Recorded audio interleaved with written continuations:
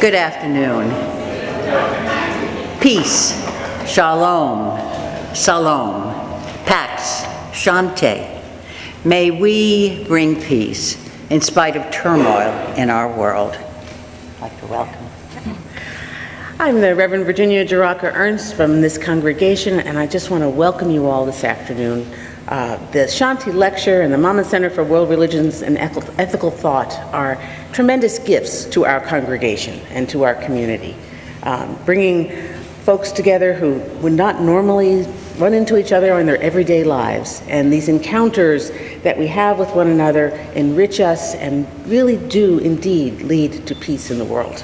And I'm so grateful for all of Monmouth Center's work in making these programs possible, and to the Chadha family for funding this beautiful Shanti lecture every year. So welcome and thank you for being here. We're so glad that you are here for this 14th Shanti lecture. And we're delighted that our speaker, Rabia Harris, is with us this afternoon.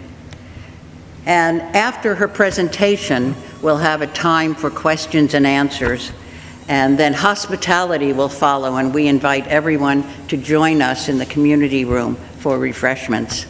Literature is available on at our table, and more information is available on our website, www.interfaith-mcwret.org. We also invite you to become a member and support us in our work, in our interfaith work. We have a very simple application. We're definitely grateful for the endowment from the Chadha family, and we honor and remember Shanti and Swiram Chadha, and delighted that some of their grandchildren are here. And I want to introduce Renu, who is going to speak about her parents. She's the youngest child of Swiram and Shanti. She's visiting from India, and she is here with her husband, Prahlad. We're glad you're here this afternoon. And they have recently become grandparents, so we'll be able to chat about that as well. So welcome everyone to this very special occasion. I'm glad you're here. I bring you a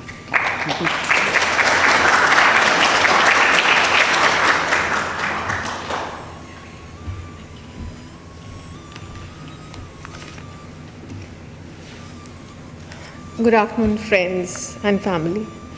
I'm Renu Mohan, daughter of Shri Ram and Shanti Chadha, sister of Roshan and Bhushan Chadha. I'm here to talk about my parents, and it is important for those of us who face the loss of loved ones not to let life bring us down, but rather celebrate that person and admire what they left behind, a legacy worth remembering. I was born in a family of 3 brothers and a sister. By the time I was 4 and 5 years old, my sister was married, and my brothers left home for their respective careers. I was thoroughly pampered by my parents, especially by my father. When I started going to my preschool, I did not want to leave my father and would start crying, so he used to take me to his factory, instead, which was close by, and I stayed with him till it was time to go home. When he brought me home, my mother knew all along I had not gone to school. It went on for quite some time. During my teenager years, I loved watching movies, so every Monday it was customary to watch a movie at the theaters, and all 3 of us would go on the cycle rickshaw. I would sit on my father's lap. Those memories are really vivid right now. And in my college, he would help me write my debates and symposiums. And when I had my exams, he would ask my mother to cook my favorite dishes and would make sure that my mood was fine so that it did well in my exams. Whenever my friends visited our house, he would come and sit and chat with us and wanted to know what was happening in school and college. He loved spending time with younger people. One memory which is very clear in my mind is when my son was a month and a half old and I was visiting home. I had to go out with him for some errand, leaving my son behind with my sister-in-law. And we hardly were out for about half an hour when I told him, let's go home. And he said to me, now you know how it feels to be a parent. He was so right. He was not a religious man, but he read Bhagavad Gita, the sacred Hindu book, in English. But all of a sudden, one day he stopped reading it because he felt that whatever preachings were written in the book, he could not apply on himself, maybe because in business it was difficult for him to do so. He was a very proud, loyal, honest, helpful, and an emotional person. He lived a full life and he was respected among his peers in the community. His sense of humor truly was one of a kind. He loved having people come over to our house, even though they were remote acquaintances. They would stay with us for days together. Ours was an open house. Once one of our uncles told me that there was always a community feeling in the Chadda family, even when they were all living in Sialkot in Pakistan, that is before the partition. With all the guests coming into our house, I never saw my mother complain.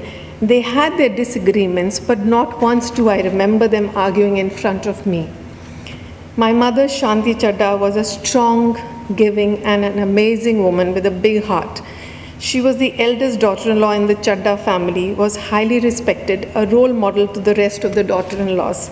She was a silent worker and a private person and did not discuss anything with me, even though I was old enough to understand. She kept things to herself, but my father was the opposite. She never told him any secrets. I never saw my mother splurging on herself, but she loved jewelry and would buy few pieces whenever she could save money from the money my father gave her to run the house. She was a religious woman, would visit temples and keep fasts. Once she asked me to keep a fast with her of Navratras, where you keep fast for 8 days. She'd asked me to keep just 1 day, and I avoided it. But what an irony, I keep that fast every year. And coincidentally,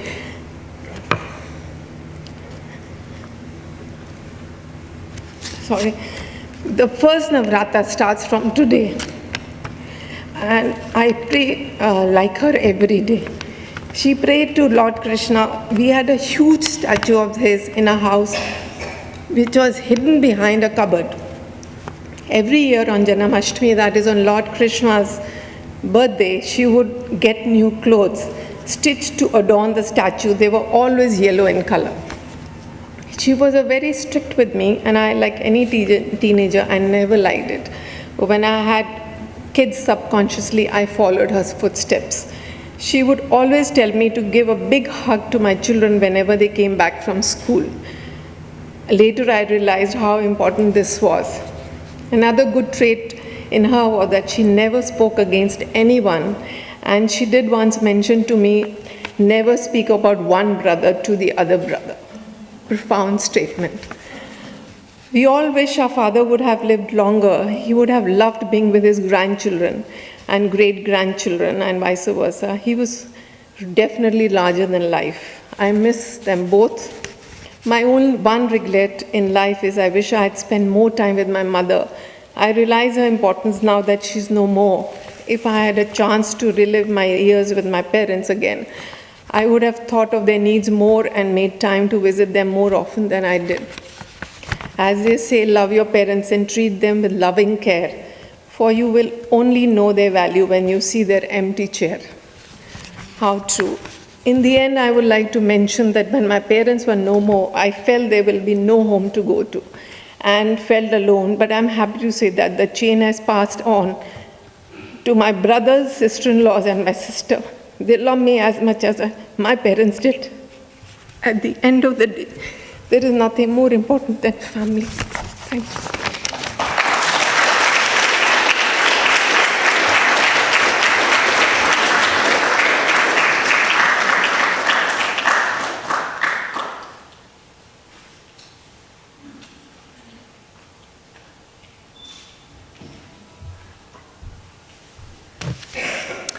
Hi, I'm Joe Rattacco, Chairperson of the Program Committee for the Monmouth Center for World Religions and Ethical Thought.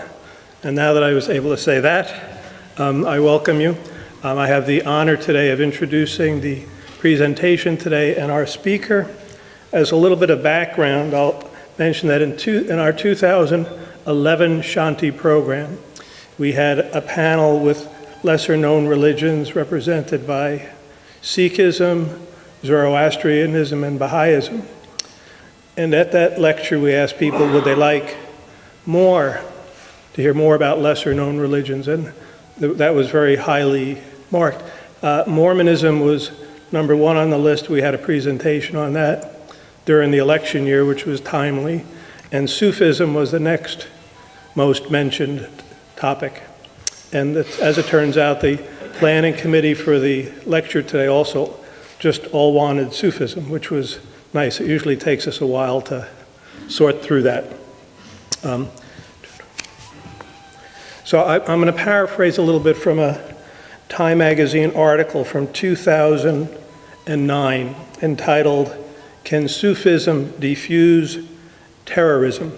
The title certainly grabbed me. It says, in recent years, the dominant image of Islam in the minds of many Westerners has been, negative, filled with issues of violence and fear. However, this is really a misnomer for Islam, and those issues are practiced by a very small number of people who are really, not following Islam. But unfortunately, it has created an image of which we in the center try to rectify that image. The author goes on to say that the decline of Sufism is probably one of the reasons that things have stopped being mellow and have moved to a more aggressive way. Sufism was the way whole populations expressed their Muslim identity. It blended with local cultures and cemented Islam's place from North Africa all the way to the Indian subcontinent, so it's very broad geographically. Sufism ethos was egalitarian, charitable, friendly. The Sufi poet Shabistari says Sufism is the heart of Islam, and that heart is full of love. From that is which we drew the title of today's presentation. And here, unfortunately, the fall of Islam's traditional Sufi-inspired powers, the imperial dynasties, the Mughals, and the Ottomans. So those dynasties were much influenced by Sufism. And when those dynasties fell, many in the world there went to a more the words here are more muscular religious identity, more so than found in the intoxicating whirl of the dervish or the quiet wisdom of the sage. So nationalism and fundamentalism basically trumped Sufism in that part of the world. The author concludes what is needed today is a propagation again of the underlying values of Sufism: love, harmony, and beauty. As an example, in 2001, after the Taliban was chased out of Kabul, the Bollywood cinemas were open to the public, and this I thought was a very interesting tidbit. The language and cosmic love that animates Bollywood music and enchants millions of Muslims around the world, even if sung out by non-Muslims, is a direct legacy of centuries of Sufi devotional poetry. So that's a tidbit that people can research. So I would say let us dance or whirl together with a Sufi rhythm, as will soon be led by our speaker. Our speaker today is Professor and Chaplain Rabia Terri Harris. I had the fortune of meeting her last year at the Stony Point Retreat Center, about an hour and a half north of here. Beautiful place, very spiritual, very interfaith, very peace-oriented, great place if you ever want to go on a retreat as an individual or as a group. I'm still trying to make that happen. And the relationship that we have developed now with Stony Point is bearing much fruit, including our speaker today. Interesting, Rabia was a child of a Jewish father and a Christian mother. She embraced Islam in 1978. She's a member of the Halveti Jarahi Tariqa, a 300-year-old Sufi order headquartered in Istanbul, Turkey. It's an international cultural, educational, and social relief organization. As a scholar, she's translated significant Sufi works from Arabic. She's lectured, taught, and written extensively on spirituality and social change. Important to us, she founded the Muslim Peace Fellowship, so I ask you to pursue that. It's Muslim Peace Fellowship. You can look that up on the internet. It's probably on the flyer that you have today. It's the first organization explicitly devoted to the theory and practice of Islamic nonviolence. She also served as the first president of the Association of Muslim Chaplains and as a practicing chaplain. She provides spiritual care to people of all faiths or of no faith. She holds a BA in religion from Princeton, an MA from Columbia, and a graduate certificate in Islamic chaplaincy from Hartford Seminary. We will now hear from our speaker, Rabia Terri Harris.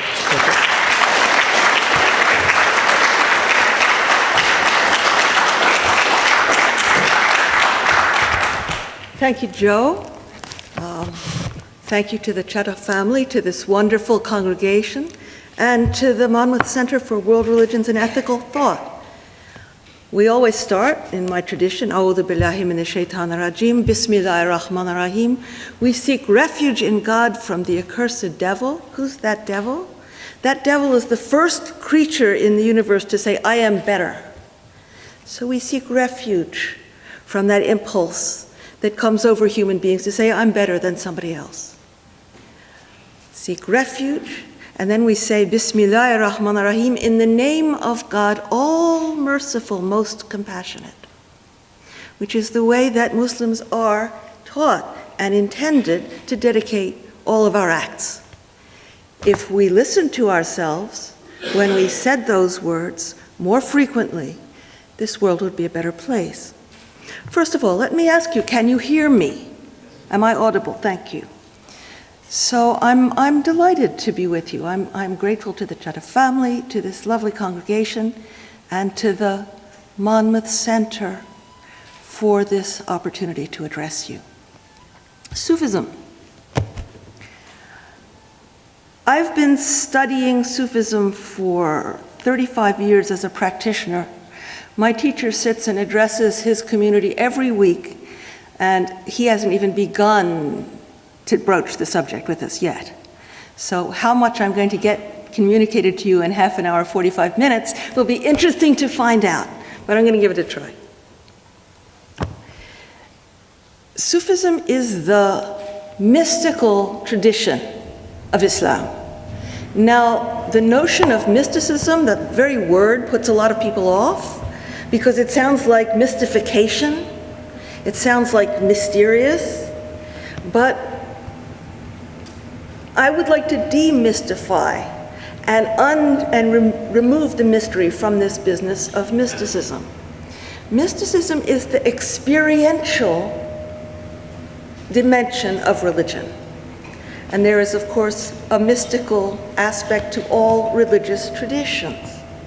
That is, there are people in all religious traditions who are not satisfied with merely receiving a certain set of teachings and accepting them on faith. They want to know. The people who want to know by their own direct experience are drawn to the mystical tradition of their path, of their religious way. So I don't like to talk about mysticism. I like to talk about experiential religion.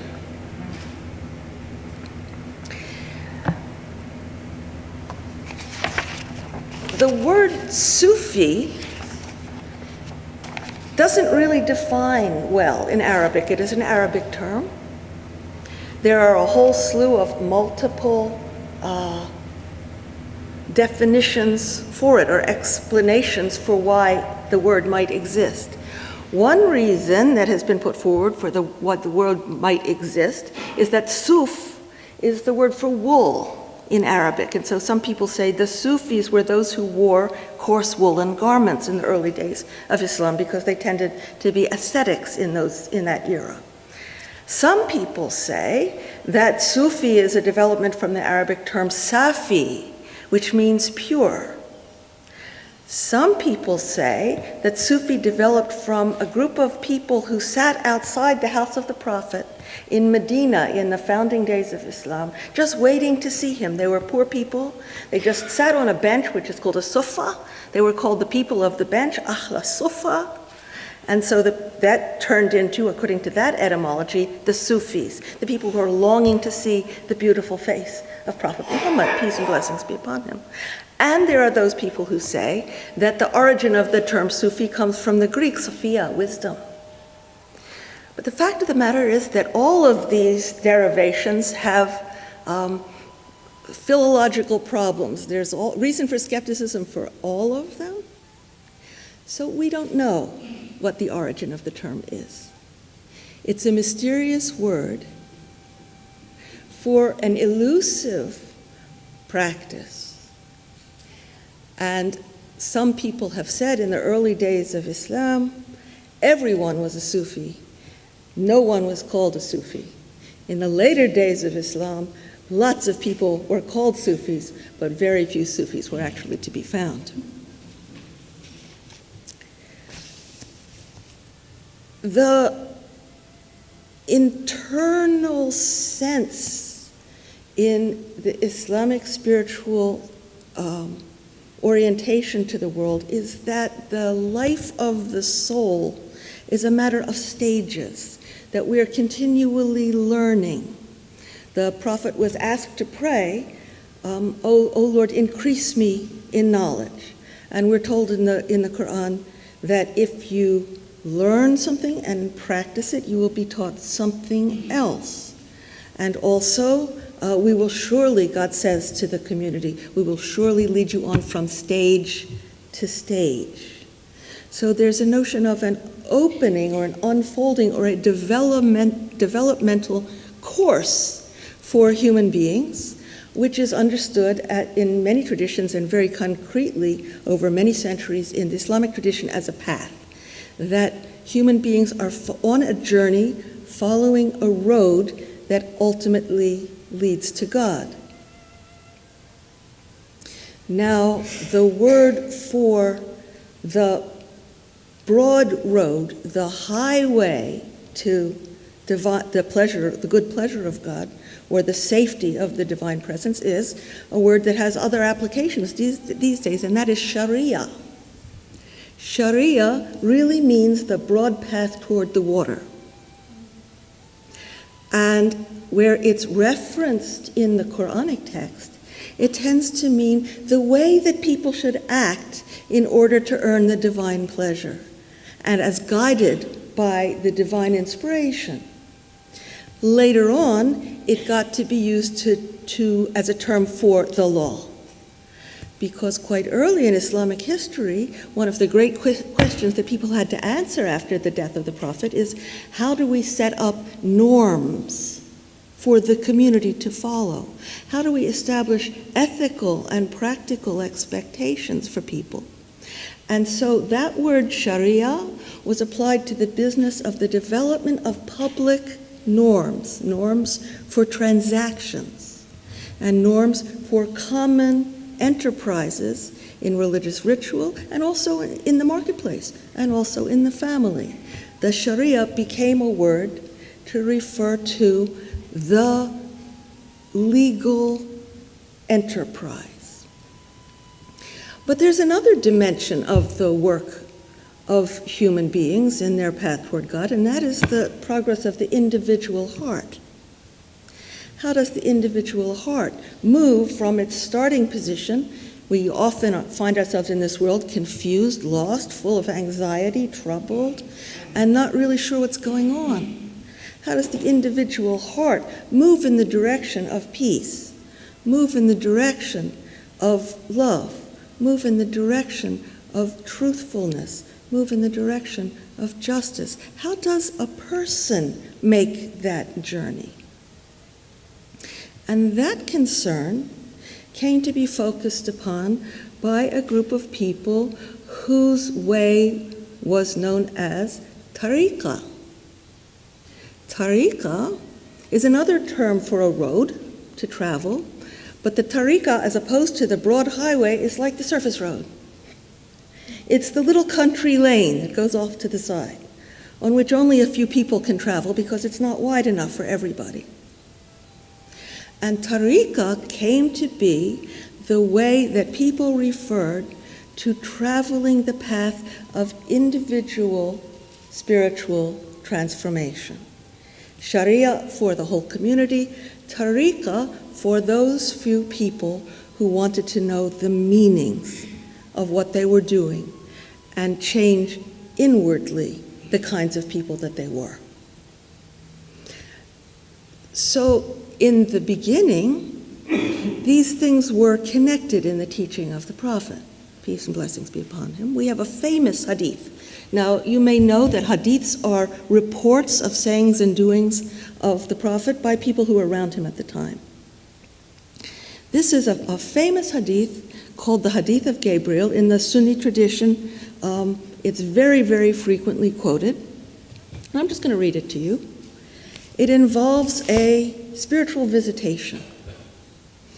And one of the companions of the Prophet, who, as you know, was born in 570 of the Common Era and began to teach at the age of 40. So we're at the beginning of the 7th century when this is going on. And one of his companions said, one day, when we were with God's messenger, a man with very white clothing and very black hair came up to us. No mark of travel was visible on him, and none of us recognized him. Sitting down beside the Prophet, leaning his knees against his, and placing his hands on his thighs, he said, "Tell me, Muhammad, about Islam."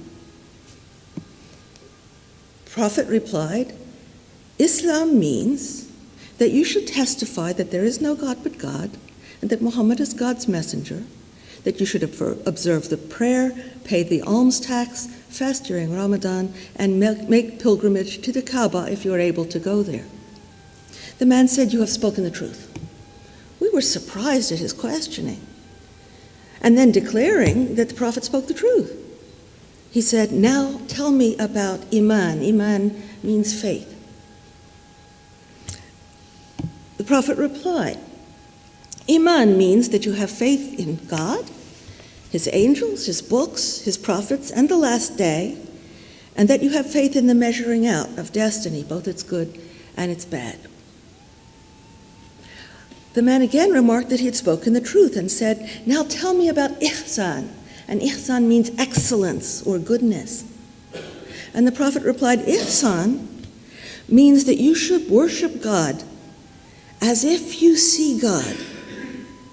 And if you do not see him, then knowing that God sees you." The man said, "You are right," and went away. After I had waited for a long time, the Prophet said to me, "Do you know who that questioner was, Omar?" This is our reporter. And I replied, "God and his messenger know best." And he said, "That was Gabriel, who came to teach you your religion."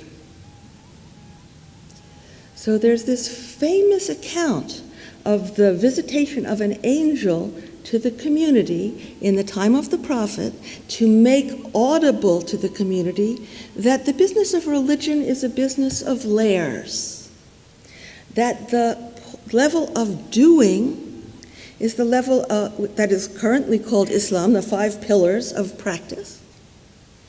The level of attitude, of believing, of conviction is a certain few things. The belief that there is a God, that the angels exist, that divine scripture exists, that prophets have been sent to all peoples, by the way. That's the Islamic tradition, not just to one or two, but to all peoples. That there is a final day of accounting in which all of our acts will be weighed and measured, and that whatever comes to us in life, both the good and the seemingly bad of it, comes from God, that we should have some conviction in that. But that the highest level, the level of religious excellence, is to worship God as if we see God. And if we can't reach that level, to be aware, to be clearly aware that we are in fact seen. If we cannot know, to be clear that we are known. And that level of ihsan is the level of the specialization of the people who came to be called Sufis. And the pursuit of that excellence along the path of tariqah, special training appropriate to individual development, is what tasawwuf, Sufism, is about. Now, the word wasn't spoken in the earliest generations of Islam, but it came into circulation pretty quickly as a result of historical development, which we always ought to keep in mind when we're thinking about Islam in the world today. Because the whole Muslim community, multiple communities, some people say the world of Islams, plural, is still working out the difficulties of this unexpected catastrophe of 40 years after the passing of the Prophet. You may or may not be aware that the prophetic message was found victory in the Arabian Peninsula, and a non-violent return of the Prophet, who had been cast from Mecca to the city of his birth, led people to come into the religion of Islam in droves, so that ultimately all of the Arabs of the peninsula who were not already committed to either Christianity or Judaism, but had been believers in tribal religions, gave up those tribal religions and joined the religion of the Prophet, who had brought, he said, them back to their original inheritance from their father Abraham through his son Ishmael. There was a moment of tremendous joy and fulfillment at the thought that a struggle that had taken for social justice, that had taken 23 years, had reached its conclusion, and that a better day had arrived. But only 2 years after the struggle ended, and after a significant illness, the Prophet, quite unexpectedly for his community, he may well have known himself in advance, but quite unexpectedly for his community, passed away at the age of 63. They had just finished the struggle. Many of the people who had come into the religion were new to it. They hadn't fully absorbed the new ethic, the new morality. And there was immediately after his time a great deal of concern about what do we do now? How do we move forward? 40 years after his passing, this eventually fell apart into an enormous civil war. And the egalitarian community that had been established by the Prophet during his life was ultimately transformed into an empire. The Umayyad Empire, a monarchy along traditional, pre-existing Mesopotamian or greater Western expectations, and went off in another direction altogether than the Prophet's own community had followed. This was a trauma. And from the trauma of how do we deal with the loss of the original beloved community, which was always the ideal of Islam, the transformation of the beloved community into an empire was something that people struggled with at that time, came to very mixed decisions about, and even to this day haven't quite figured out how to deal with. Out of that crisis came 3 attitudes. One of them was, we must deal with the situation as it is. It exists. Therefore, we have to accept that God wanted it to exist. Therefore, this must be the way forward, even though it may not appear to be the right way for us. That position eventually, with many modifications, turned into the Sunni position in later generations. There was also the position that said this is completely out of line, this is not what the Prophet intended, the family of the Prophet has been betrayed, the teaching of the Prophet is being twisted into something other than we originally anticipated. We will remain in opposition. That point of view came to be the Shi'i position. And the position that said we will withdraw from this situation for now and work on producing more consciousness in this community for later came to be known as the Sufi position. So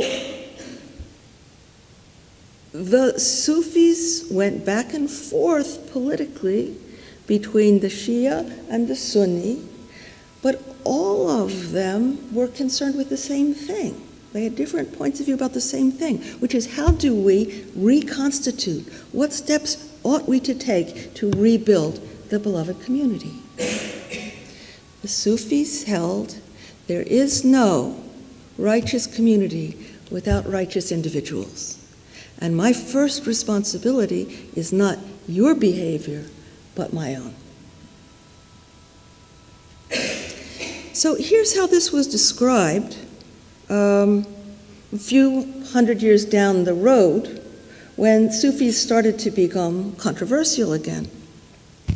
This is a quotation from the Risala Qushayriya, which is an 11th century Sufi manual, written, one of them that had tremendous authority, traveled throughout all of the civilizations of Islam, has never been out of print since it was written. It was written by a Persian Sunni Sufi scholar named Abdul Karim al-Qushayri, and he began his book like this. He said, "Know, may God have mercy upon you, that the best of Muslims, after the messenger of God, may God's peace and blessings be upon him, were not called in their own time by any special name, but were known only as those who kept company with the messenger. Since there is no excellence greater than that, they came to be spoken of as the companions. In the second generation, those who kept company with the companions were called the followers, and saw in this the noblest of titles. The ones who came after them were called the following of the followers. After this, people began to differ, and levels of development became distinguishable. So the elite, who had been given an intense concern for matters of religion, were called the ascetics and the devotees. Then, and here's the Civil War and the rise of the empire, destructive innovation appeared. And parties began to contend with each other, each group claiming that the ascetics were within its own ranks. So the elite of the people of the Sunnah, who held each of their breaths accountable to Allah Most High and protected their hearts from the disasters of negligence, came to be specified by the word tasawwuf, Sufism. This name became prevalent for these great ones before the close of the second Islamic century. So that's the origins of this business. And that's valuable to know. So before I jump forward some hundreds of years, which is our intermediate step before we come to the present, I would like to point out for you something that's really valuable to be aware of about Islamic history. And that is that we tend to apply to the history of Islam and its many civilizational ventures the same framework that we're accustomed to applying to Europe and the West, which is there is church and there is state. And we understand the history of Europe in terms of the continuing struggle between church and state. It's not like that in Islam. The development of authority in Islam after the time of the Prophet was a triangular negotiation between people who had the power of force. This is warlords and sultans, emirs, different kinds of princes who could gather the money and also gather the troops. They saw it was their job to keep society in order and running. That's one pole. Another pole is the people who set the norms, who wanted to make an ethical and practical example about what is expected for a righteous community, and frequently saw themselves as exerting control over the people of force. And those are the jurists. Those are the developers of the law who continually told the government, you may not behave like this, you must behave better than you are behaving. And the third dimension of the negotiation for authority are the people of charisma, the people whose personal presence was so great and whose sanctity was so evident to the people that people wanted to attach themselves to them, to be close to them, to follow them, to engage them in conversation, to be around them. And those people also became the community of Tasawwuf. The Sufis generated within themselves those energies which drew people en masse. Populism in Islamic history centers around the Sufis. They are a grassroots movement. So power, norms, and charisma are the three kinds of authority that are always struggling in Islamic history. And this is a social phenomenon as much as a spiritual one. Now, let's fast forward a little bit till around the 12th century of the Common Era. Lots of things have happened which I'm going to pass on right now. But the feeling about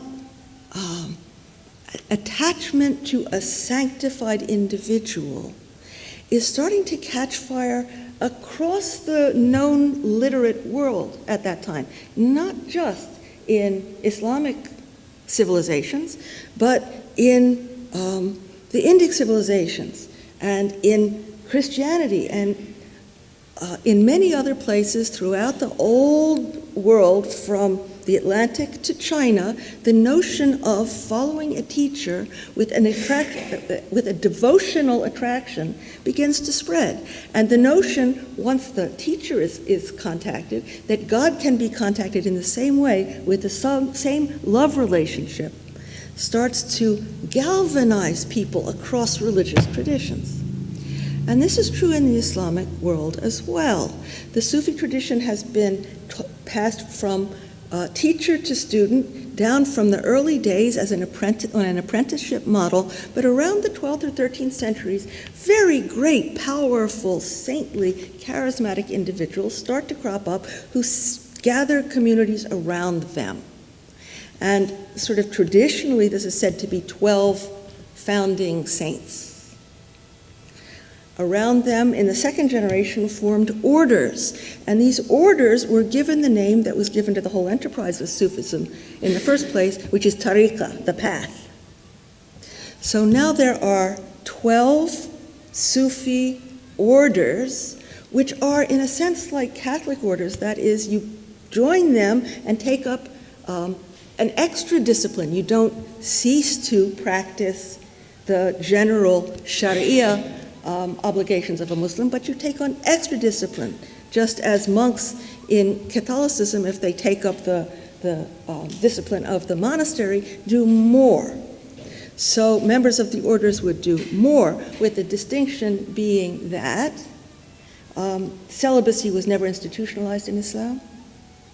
So all members of Muslim religious orders continued to live in the world, have families, were encouraged to have professions. Some of them, in later developments, did become beggars, and a problem when there was too much begging, out with a begging bowl, to rely only on God, which is only relying on the people. But the notion was these people should continue in life, be in the world, but not of the world. These tariqas are disciplines, each with its own particular style of individual practice and devotion continued down from about the 13th century, when we had towering figures like Ibn al-Arabi, and many of you will have heard of Jalaluddin Rumi. He lived in that era. Abdul Qadir Gailani, Muinuddin Chishti, many great saints founded their orders in that era. These continue down to this day. Each of them has a distinct flavor, has a distinct kind of outreach in the world, draws a certain kind of people. Now,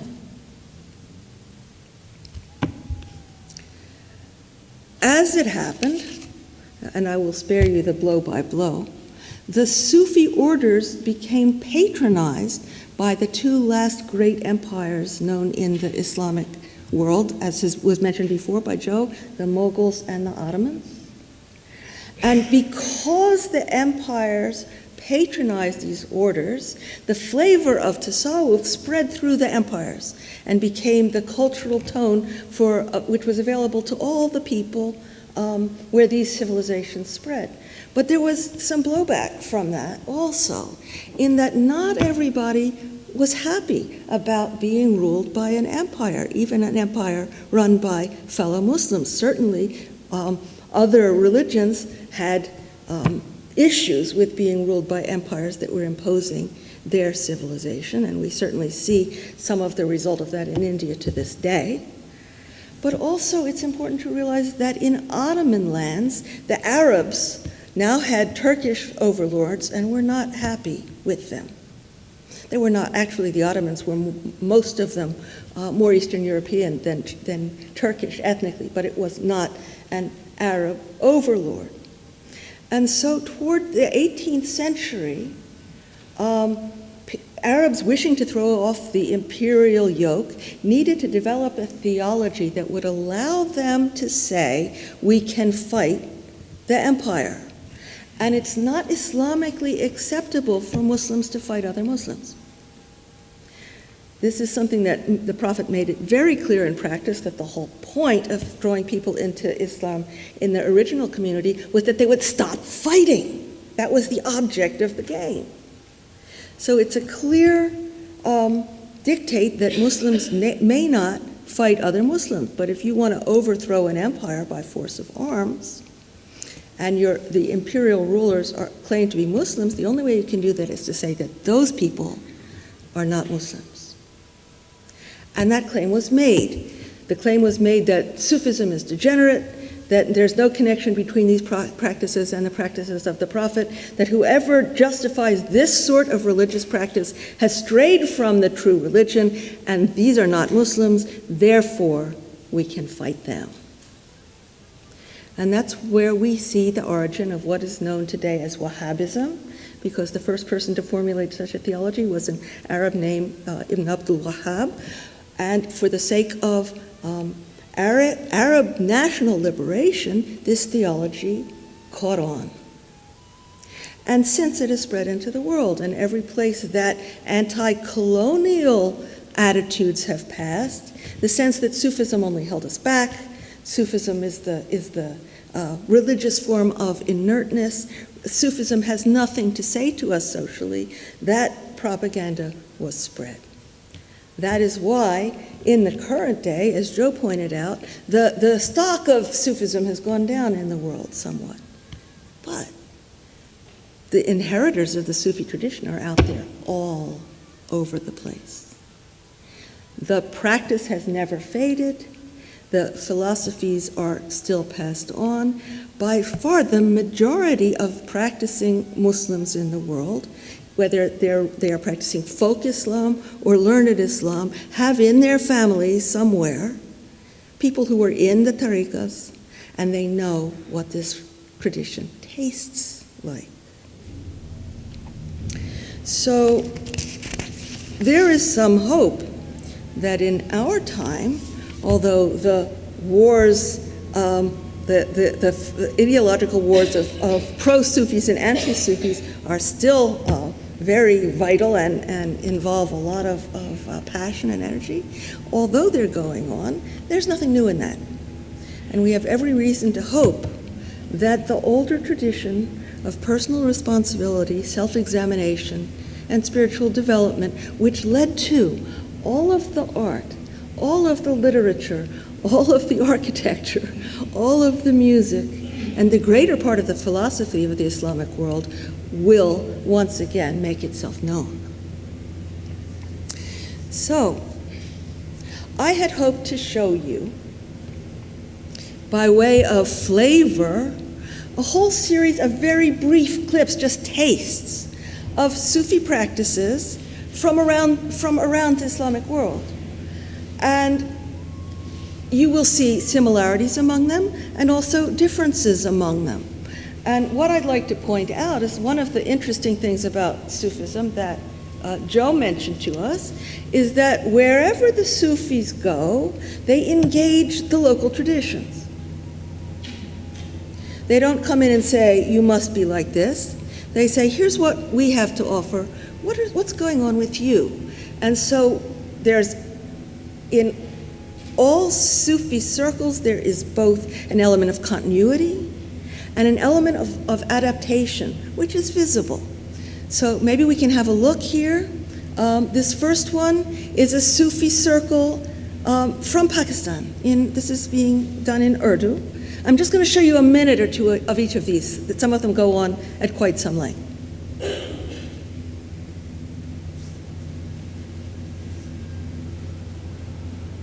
If we get lucky. Now, some of these have ads at the beginning. If there's an ad, just hold your ears. We can't do anything about that. Oh, here we are.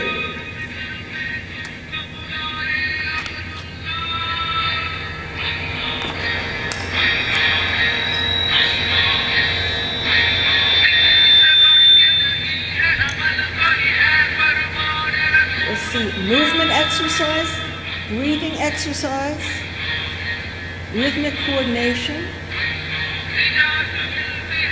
and invocation of divine attributes.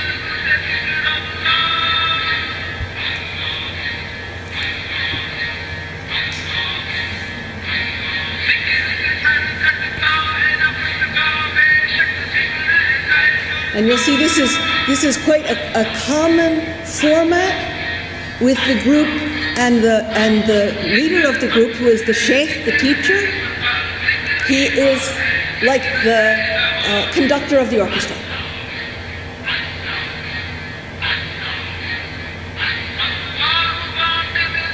Okay, so let's move on to the next one. It's sort of hypnotic, isn't it? It takes you, it carries you.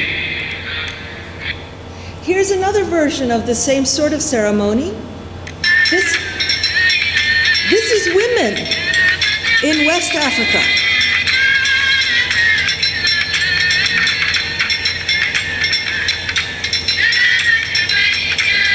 These are women students of the Sufi Sheikh.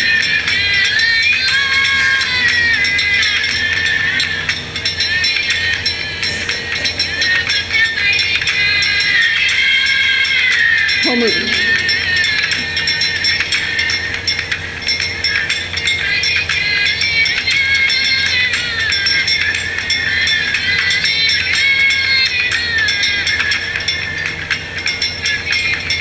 Okay, here's another one. What do we got up next?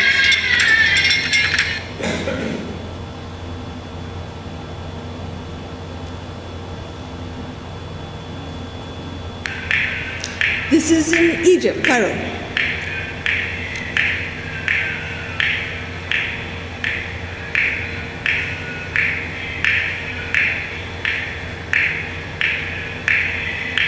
You see the similarities and the differences with the others.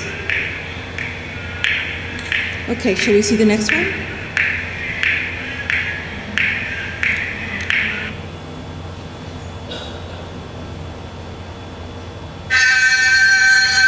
Here is another group of women Sufi students. These are Chechens.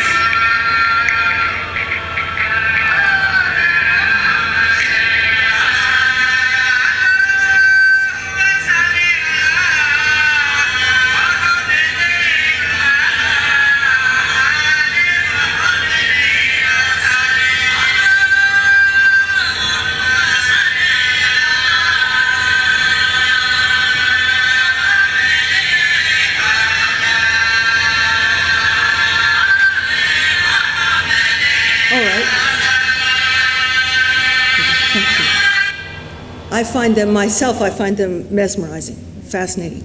That's a new sound for me. And one more. This is my order from Turkey, but this is right up the street in Chestnut Ridge, New York, about 2 hours from here.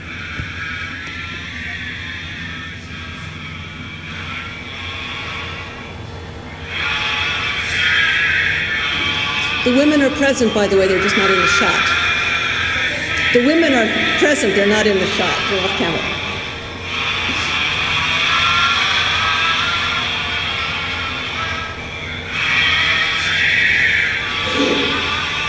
Okay, thank you. So that gives you a sense of what the Sufi ceremony of dhikr, remembrance, feels like in different cultures. The point of it is to bring people into a state of recollection of the beauty and awe that are signs of the divine presence.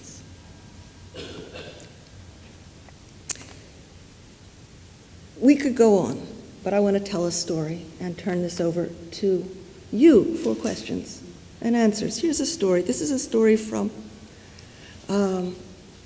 Jalaluddin Rumi's famous book, the Masnavi, which is said to be the greatest of commentaries on the Quran. This is a story called Moses and the Shepherd. Now, you should know that in Islam, Moses is understood as one of the greatest messengers of God. And he's spoken of, his term of respect, his title in the Islamic tradition is Kalimullah, which means God's conversation partner. So Moses is walking out in the fields one day among the people of Bani Israel, and he comes across this shepherd from his community. And the shepherd is rolling in the grass and crying out to God, "Oh, my beloved little God, I love you so much.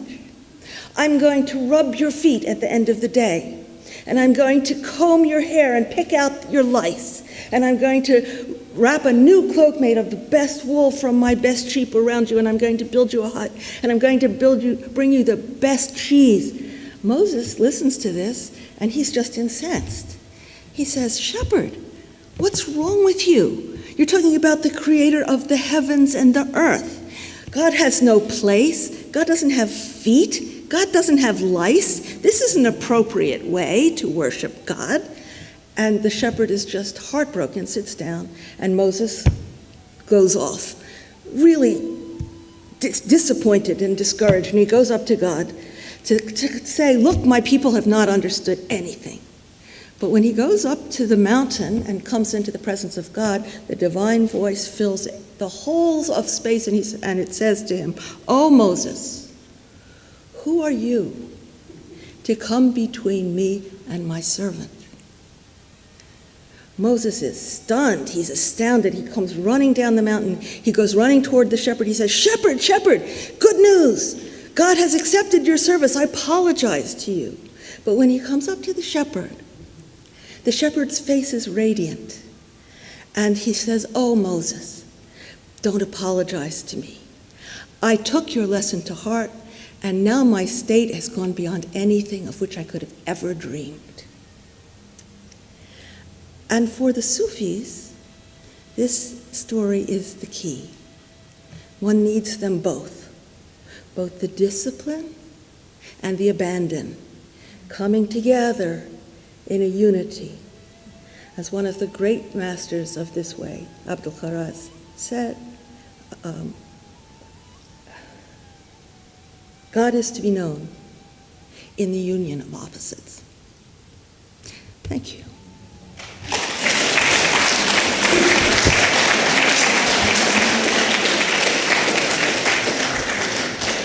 Sit. Thank you very much. Thank you. So it's now your turn. It sure is.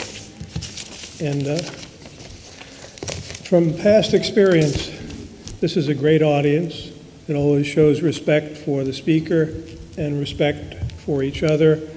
And part of that respect is to be brief in your commentary or brief in your questions. If you have much to say, we'll do a piece at a time so that everybody gets the chance to participate.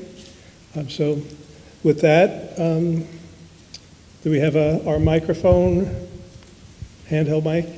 So questions? Liz? I would ask a question Sure. about the role of women Mm-hmm. in Sufism, Yes. leadership and also in the community. Sufi orders across the board have been much more open to women and female leadership than other dimensions of Islam, but there is more room for female leadership in scholarship also than is generally understood. The orders vary from one to another. They're different traditions, but by and large, the notion is that, taken from the Quran, that human beings are all spiritually equivalent to each other, equal, not equivalent, equal in the sight of God as persons seeking the divine. And it's a fact of the tradition that one of the greatest early personalities, some say the true founder of the whole Sufi enterprise after the Prophet, was a woman, who I was named after, which is Rabia Terri, who taught in an age when people were teaching, those around her were teaching the fear of God, taught the love of God. She taught that if you love God, it proves that God loves you. Yeah.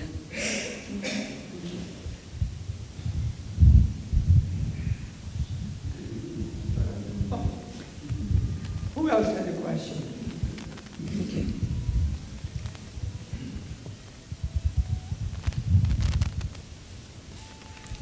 Thank you. My name is Julie. I'm so glad you mentioned the word abandon, because I think it's a very central part of Sufi practice and understanding the union. Have you read the book Abandoned by Pico Iyer? And what do you think of that book? I was delighted with it. I thought he picked up some important elements of the flavor of the tradition that I hadn't seen elsewhere. Yeah, I enjoyed it very much. I'm glad to hear that. Yeah.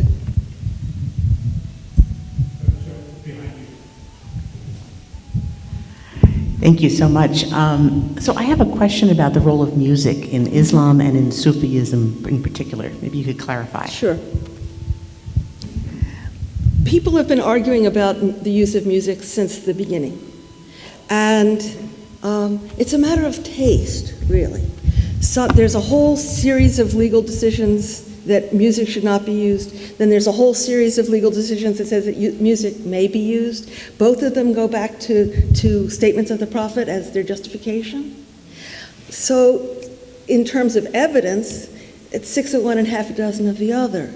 In terms of taste, some people really are made nervous by the use of music in religious practice because they tend to be much more controlled, much more concerned about whether or not they can trust their own instincts or other people's instincts, and so they don't want that music there.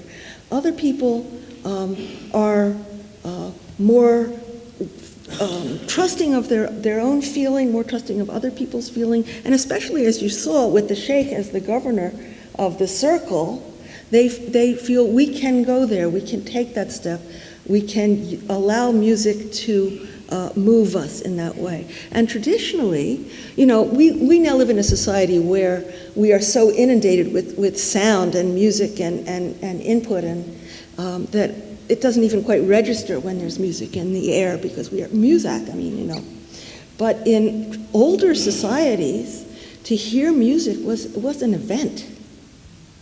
And people were changed by what they heard.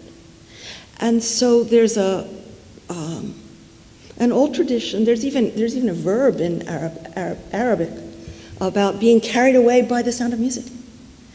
And so the sense is, if we are trying to go out beyond our own narrowness, music has frequently been seen as a way. Not everybody can take that way. And some people are afraid of that way.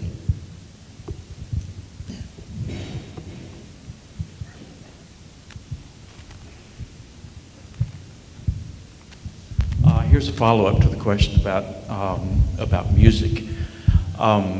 I appreciated your comments about mysticism and direct experience at the beginning, because I think that's a much better way to understand it, because mysticism is so loaded. So in response to the question about music, I was wondering what you could say about the importance of the experience of silence, or silent practices in Sufi, in Sufism. Silence is intrinsic. I mean, sound makes no sense without the preceding silence. Silence is behind and around everything. And the prayer is the central meditation practice, which all Muslims practice. The ritual prayer, salat, is the central meditation practice for everybody. But Sufis use it consciously as a meditation, whereas people from other parts of the Muslim world may just do it because they are being faithful to an obligation. So it's interesting because some of the prayers are specifically silent, and some of the prayers are specifically voiced. And so we're working all the time between stillness and movement, silence and sound. Yeah. I have a practical question for you. Yeah. A practical question about Sufism in the world today. Are there some places in the geography where you see Sufism on the rise and having more influence in a positive way? Well, it's hard to hear what's going on politically in places. There's a lot of sniping, there's a lot of trouble among different factions and sects in the Islamic world now. So if we don't travel to a place, we don't necessarily know what's going on in that place. News coverage doesn't ever touch this tradition. My impression is that a lot of people are re-evaluating the Sufism that their grandparents knew and that they've come across in the great literature. And many people are yearning for the flavor of beauty and of gentleness and of wisdom and of subtlety and of refinement that characterized the Sufi aesthetic of the older civilizations. So there are lots and lots of people now who are returning, for instance, to the arts. There were no Islamic arts for a long time. There's a lot of Islamic artists now. There are a lot of new poets. As a matter of fact, I was going to read you some contemporary Islamic poetry, except I sort of got carried away and you didn't get to hear it. But people are writing. Would we like to hear one? Yes. All right. Oh, okay. This one I'm going to read. It's a little long, but it's very beautiful. And what this is praise of the Prophet. That's a centuries-old central form for Muslim devotions.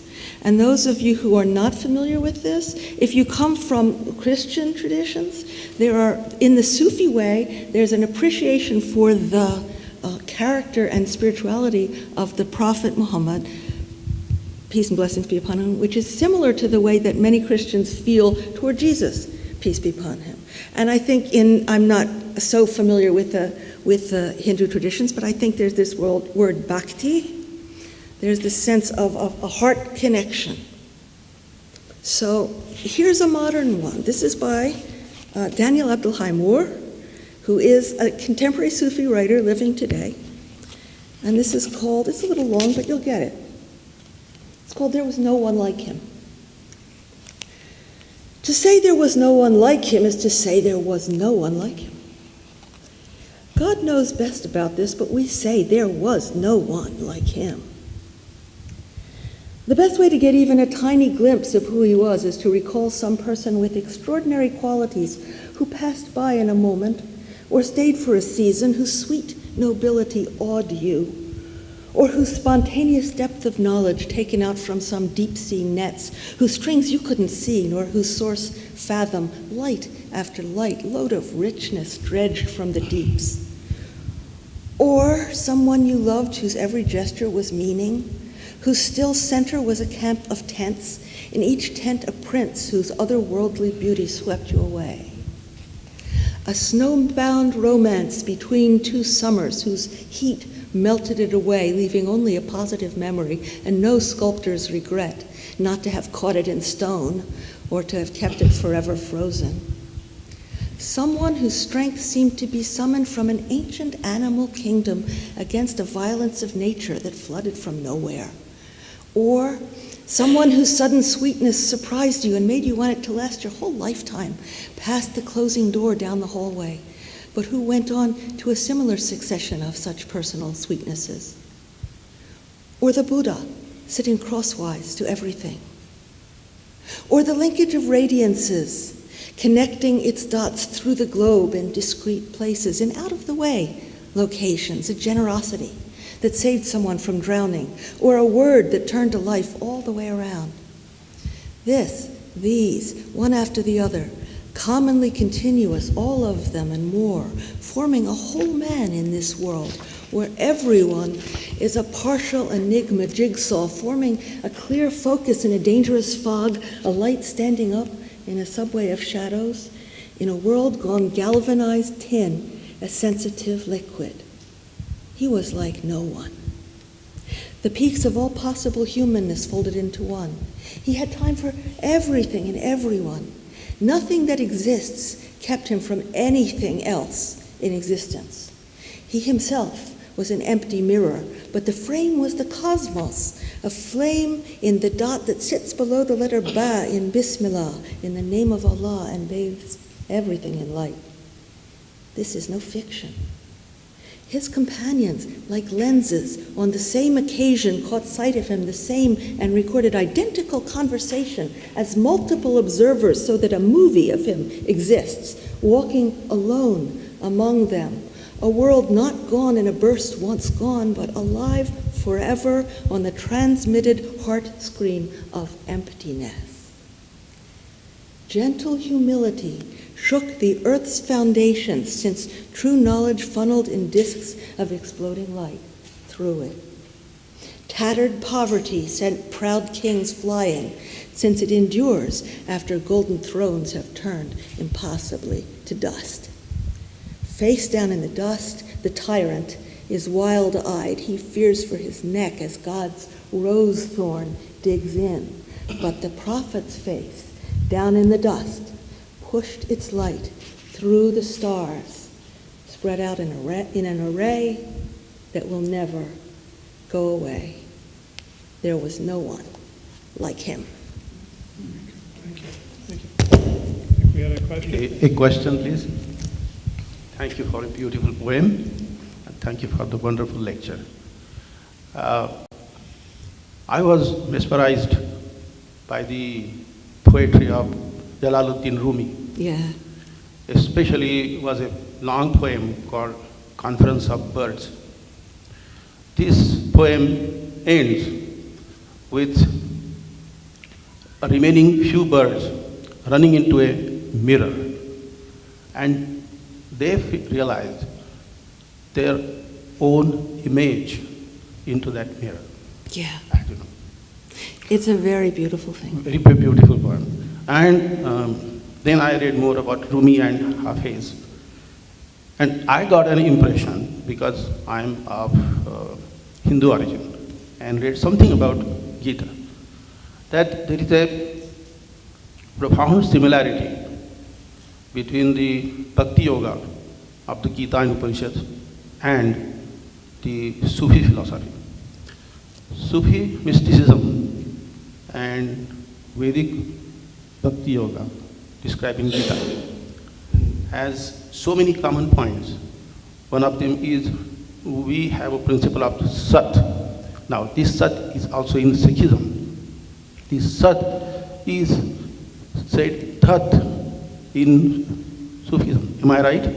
I'm sorry, I'm not really sure what Sat, this principle is. Sat Yeah. is somehow, it's accepted the Tat principle. Oh, that? Tat and Sat. Yeah. They seem very similar to me, and in the middle of them, between the core of India and the core of Persia, is the Sikh homeland, which Yeah. is Sat Sri Akal. Yeah. So I feel there is an influence of the two philosophies mutually, which was probably from your historical story, came through the Buddhist monasteries which are still existent in the Islamic republics of Soviet Union, old Soviet Union. Would you please elaborate on that? Well, you know, it seems to me that India is the land of conversations. The South Asian continent brought so many different peoples together to meet each other and to discover each other. So we see so many people from that background who have imbibed each other's nectars. I mean, look at Kabir. It's so easy to draw from one tradition or the other tradition in order to speak to the reality of the heart. There's no reason why we have to be limited to one language. We should speak at least one spiritual language well, but why not speak a few?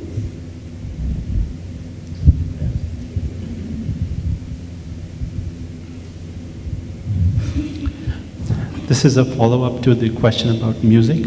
I'm definitely very captivated by Sufi music, but what's even more interesting to me is the dance element in Sufi practice. And I'm very curious to know what the origin of the dance was. Well, you know, it's not entirely clear. However, if you see even contemporary Arabian folk dance has this movement in it. So it probably did stem from the peninsula originally. We also have a hadith in which the Ethiopian community had come to visit the Prophet at Medina and were dancing in the square. And the Prophet's young wife Aisha was curious about them, and he said, "Do you want to see them?" And she said yes, and he held the tent of the flap of the door of the house aside so that she could watch them dance. He approved of that. So when people worry about the dancing, there's this hadith on the other side that the Sufis say, see, if the Prophet allowed his wife to watch the dancing, so what's wrong with that? And besides, what's the motivation? The notion that it's okay to do things in order to arouse your passions, you know, to feel more lust, you know, is different than to move in order to involve your whole physicality in the remembrance of God. It's something else.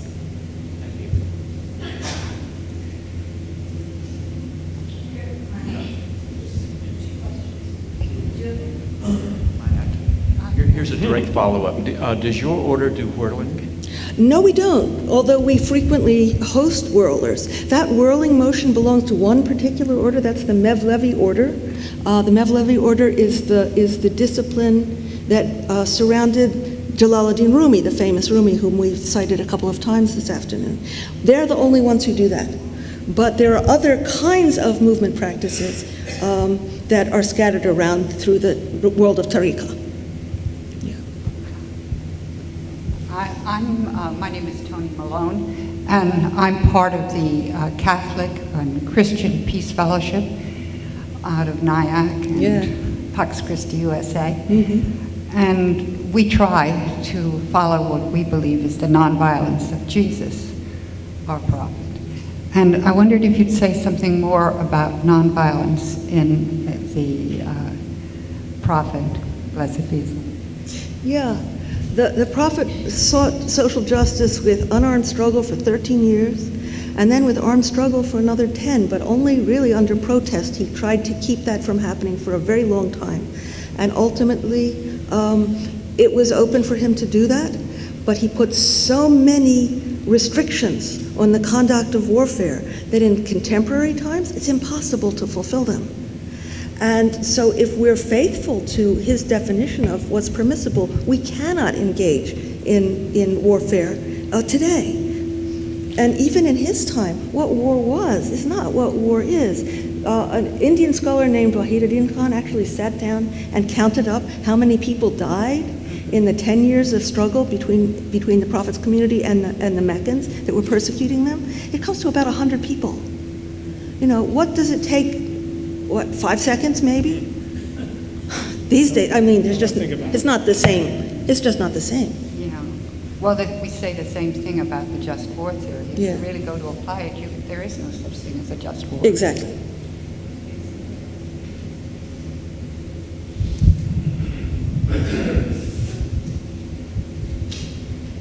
I'm just walking over to a friend of mine.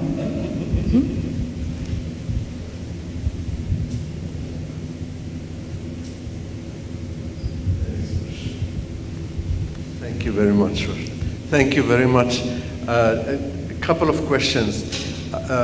Can you give us an approximate as to how many Sufis are out there in the world? Nobody knows.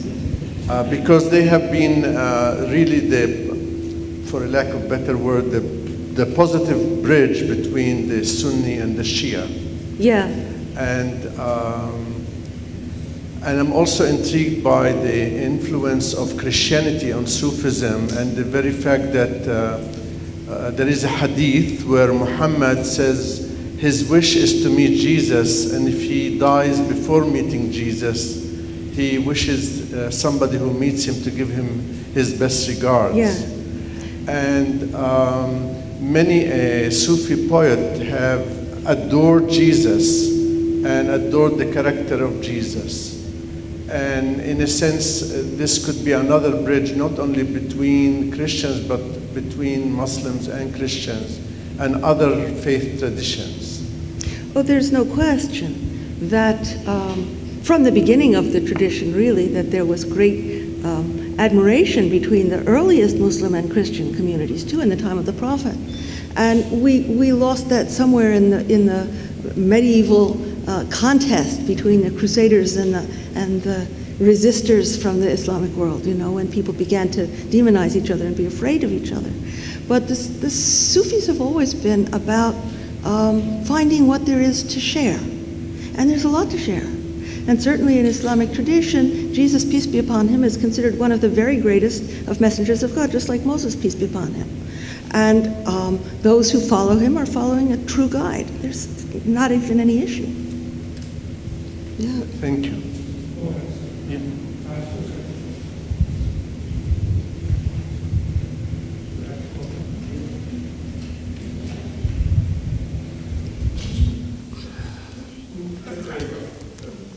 I am called to ask you this question with a little bit of a preamble.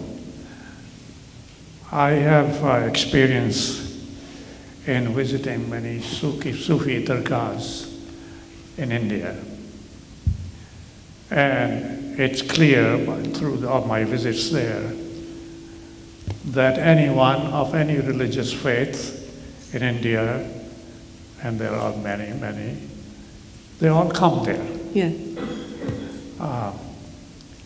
It's a place of gathering. It's a place of non-discrimination.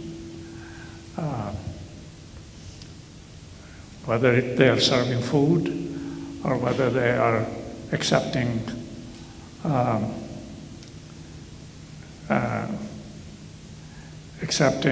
request for something they want. Often it is a child they want. Yeah. And then you mentioned in your talk that Sufis have an approach when they go to a place. They engage the local thoughts. So you all have a very long tradition of listening to the others. Interfaith dialogue is of that nature. And my friend Saliba, and somewhat implicit in Tony's, we would like to know what Sufis have learned about interfaith dialogue, intercultural dialogue, and how we can deal with others, smaller problems or larger problems. You take it anywhere you want. Thank you. Yeah. Well, it would be wonderful to, speaking now as an academic, to do a study of such a thing. I'm sure there's all sorts of material that has never been examined from that perspective. But in general, one of the ways that I was taught about people across the board is always hold yourself to the highest standards, but allow as much range for the other person as you can manage.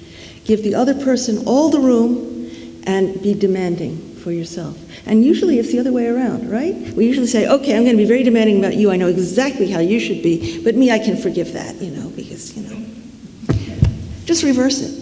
Things work much better. And I think that's true not only across traditions, but also just in families, in any human interaction. To be demanding of oneself and generous toward the other is, in my experience, just a tremendous secret. Follow up to that question, can you talk a little bit more about what's happening at Stony Point, both Sure. in the Muslim Peace Fellowship, if I said it right, and the Interfaith Community of Living Traditions, Yes. which are two real things happening not too far away? Yes, I'd be delighted to talk about that.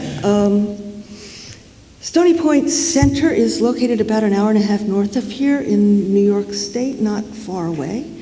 And we have it belongs to the Presbyterian Church, but we have an independent multi-faith initiative there called the Community of Living Traditions, which seeks to learn what it is to live the life of nonviolence through the practice of hospitality.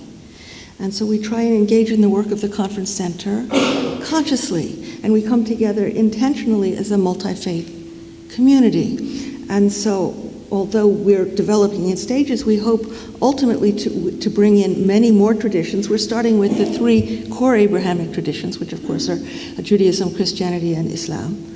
The Presbyterians owning the center have very kindly put aside special space for both the Jewish and the Muslim communities to have a spot to call their own.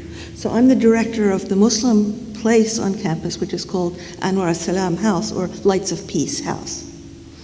And so we have a small Muslim community, there's a small Jewish community, and the Community of Living Traditions brings us all together to live out what it is to be different in common. It's very challenging, it's very interesting.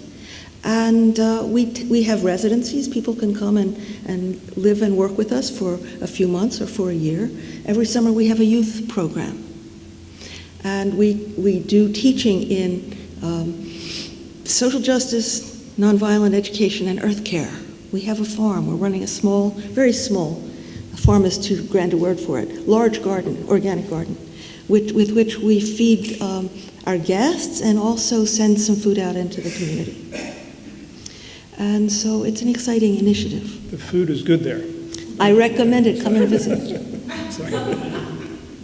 So I was invited into this enterprise because the co-director of Stony Point Conference Center, there's a husband and wife team. That's Rick and Kitty Ufford Chase. Kitty's a Quaker, and Rick is a Presbyterian, which is how I came to meet Joe. He is the director of the Presbyterian Peace Fellowship. Tony mentioned that she is with Catholic Peace Fellowship. And I, of course, got involved with the Muslim Peace Fellowship from the same organization, which is the Fellowship of Reconciliation in Nyack.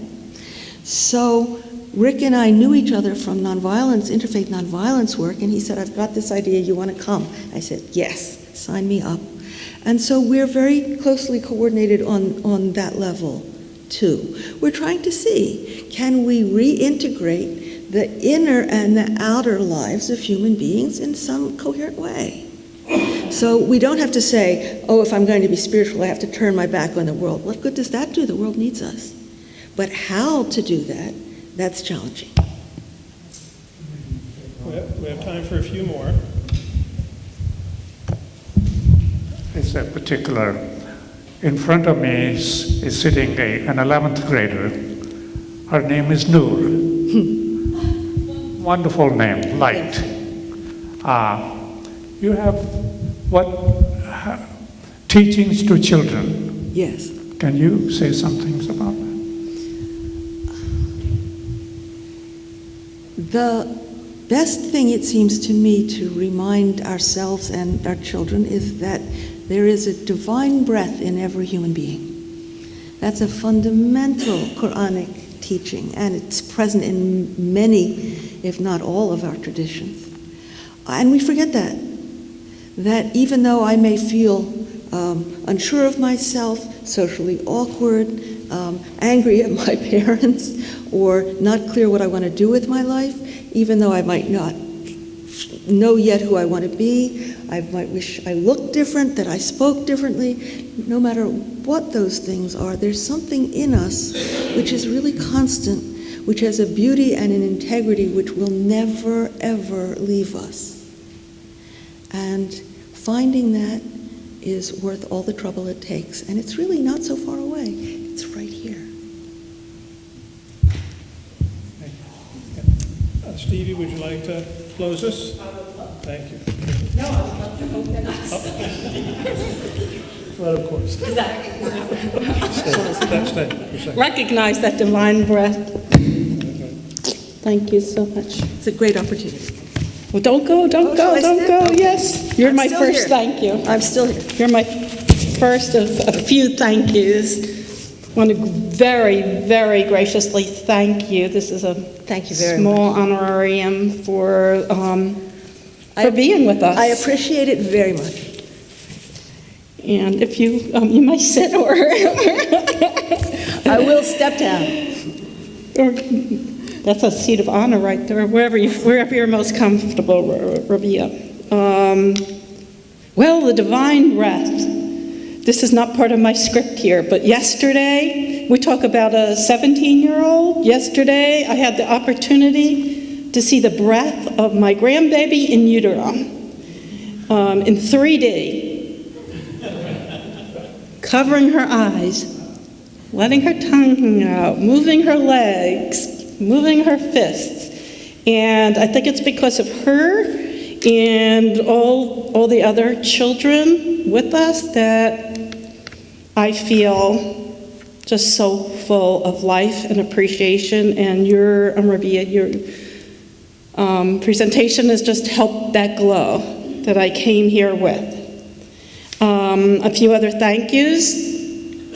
This is a welcoming place. You can see it. And so one thank you is to the Unitarian Universalist Meeting House here in Lindcroft, without whom we wouldn't be here, who support and go beyond supporting the work of dialogue between all different groups.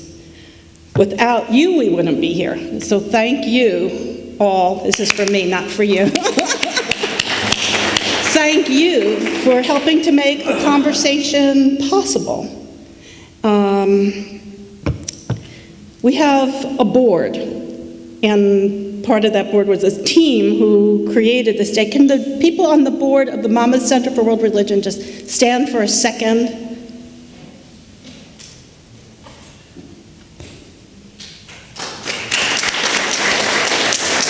We have board and advisors, and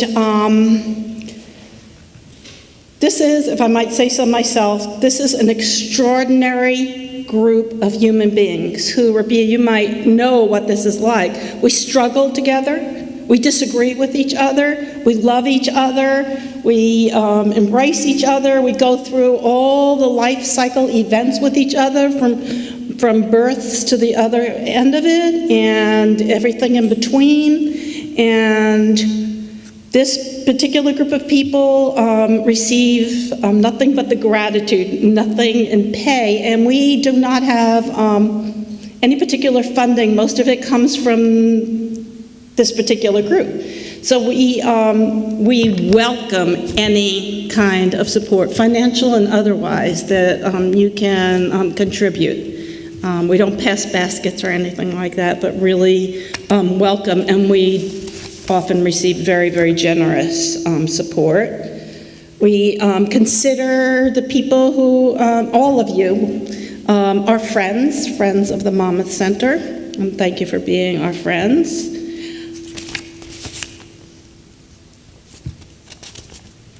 I also want to thank the Chadha family.